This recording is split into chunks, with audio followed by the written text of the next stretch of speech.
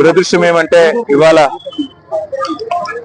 BRS పార్టీలో ఒక ముఖ్యమైన కుటుంబ సభ్యుడు, మా సోదరుడు, సిరిసిల్ల నియోజకవర్గంలో మొదటి నుంచి కూడా నిబద్ధతతో పనిచేసిన ఒక సైనికుడు కుంటయ్య గారు మరి మొన్న నాకు కష్టం వచ్చినప్పుడు, నేను ఏసీబీ వాళ్ళు నన్ను విచారిస్తున్నప్పుడు నా కోసం హైదరాబాద్ దాకా వచ్చి సాయంత్రం దాకా అక్కడనే ఉండి నాకు ధైర్యం చెప్పి, అన్నా నీకేం కాదని చెప్పి మరి రాత్రి ఇక్కడికి వాపసు వచ్చి ఏమైందో తెలియదు, రాత్రికి రాత్రే ఆత్మహత్య చేసుకున్నాడని తెలిస్తే ఒక్క నిమిషం మనసు కకావికలమైంది.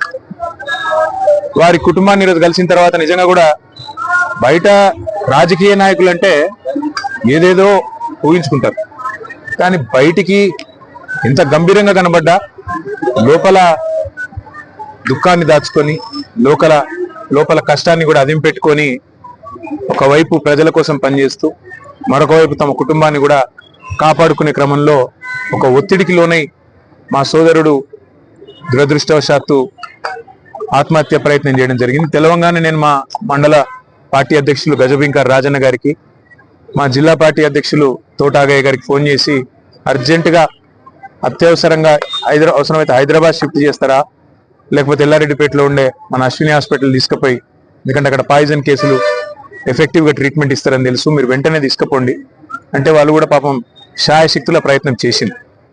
దురదృష్టవశాత్తు కిడ్నీలు ఫెయిల్ కావడం, దురదృష్టవశాత్తు కుంటయ్య గారిని కాపాడుకోలేకపోవడం జరిగింది. కానీ ఆ కుటుంబానికి అన్ని రకాలుగా ఆ ఇద్దరు పిల్లల చదువులు, వారి పెళ్లిళ్ళు, ఆ ఇద్దరు పిల్లలు, వారితో పాటు వారికి ఉండే ఇతర సమస్యలు అన్నిటినీ కూడా నేను చూసుకుంటానని చెప్పి వారి కుటుంబానికి నేను మాట ఇచ్చిన.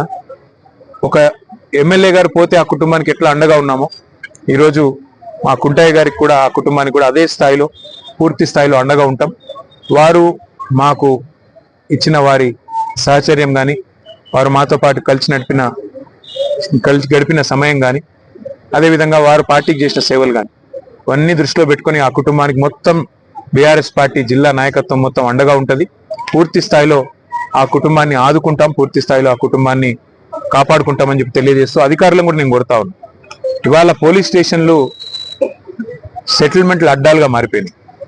పోలీసులు అదేవిధంగా ఇతర అధికారులు ఒకటే పని పెట్టుకున్నారు, కాంగ్రెస్ నాయకులు ఏం చెప్తే అది చేయాలా అన్నట్టుగా విచ్చలవిడితనం ప్రదర్శిస్తా ఉన్నారు. ఇది మంచిది కాదు.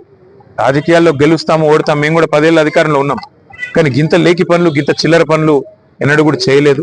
ఇకనైనా ఇలాంటివి కాకుండా, ముఖ్యంగా ఎక్కడైనా కంప్లైంట్ వస్తే, కుంటయ్య గారు కంప్లైంట్ చేసినారు, నాకు రావాల్సిన డబ్బులు ఇవ్వకుండా నేను సతాయిస్తున్నారని, ఉల్టా ఆయన మీద కేసు బనాయించారు. అంటే ఈ రకమైన వేధింపులు, ఈ రకమైన సివిల్ మ్యాటర్లో కూడా పోలీసులు దూరడము, సెటిల్మెంట్లకు ప్రయత్నం చేయడము, ఈ రకంగా అరాచకం చేయడము, ఇది ఎంత మాత్రం మంచిది కాదు. నేను ఏ ఒక్కరి మీద నేను విమర్శ చేస్తలేను. ఇది ఈ రోజు కుంటయ్య గారికి జరిగింది, రేపు ఇంకోరికి జరగవచ్చు. కాబట్టి ఇది మంచిది కాదు. దయచేసి కంట్రోల్ చేసే ప్రయత్నం చేయాలని చెప్పి కూడా నేను ఈ రాష్ట్ర ప్రభుత్వాన్ని కూడా కోరుతా ఉన్నా. కానీ ఆ కుటుంబానికి మాత్రం ఇవాళ ఇంతకంటే ఎక్కువ రాజకీయం నేను మాట్లాడను.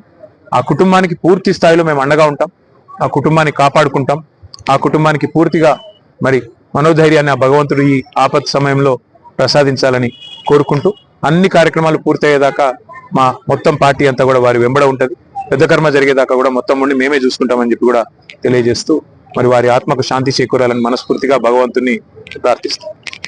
అయితే కోర్టుకు కూడా పోతాము, అవసరమైతే ఉన్నతాధికారుల దృష్టికి కూడా తీసుకొని పోయి తప్పకుండా ఈ విషయంలో పోరాటాన్ని మాత్రం కొనసాగిస్తాం. కుంటయ్య గారికి ఏ విషయంలో అయితే ఆయనకు అంత క్షోభ కలిగిందో ఆ విషయంలో న్యాయం జరిగేదాకా ఆ కుటుంబాన్ని కూడా మేము